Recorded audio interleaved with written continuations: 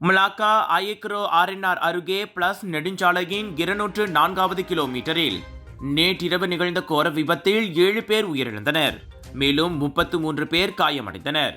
3 சிறார்கள் உட்பட 8 பேரை ஏற்றியிருந்த MPV ரகத்திலான டொயோட்டா எஸ்டிமா கார், 2 ஓட்டுநர்கள் உட்பட 29 பேருடன் சென்ற சுற்றுலா பேருந்து, 2 பேருடன் சென்ற ட்ரெய்லர் லாரி ஆகிய 3 வாகனங்கள் அதில் சம்பந்தப்பட்டன. தகவல் கிடைத்து 2 தீயணைப்பு நிலையங்களில் இருந்து 27 பேர் கொண்ட குழு சம்பவ இடம் விரைந்தது.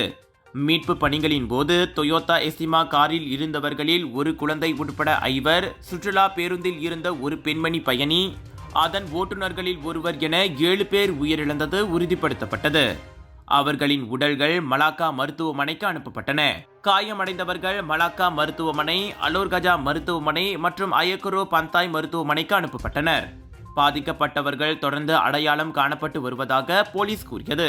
அவ்விபத்தால் அயக்குரோ நெடுஞ்சாலையில் இருந்து சிம்பங் அம்பாட் செல்லும் வழியில் இருவழி பாதைகளிலும் 10 கிலோமீட்டர் தூரத்திற்கும் மேல் நெரிசல் நிலவியது.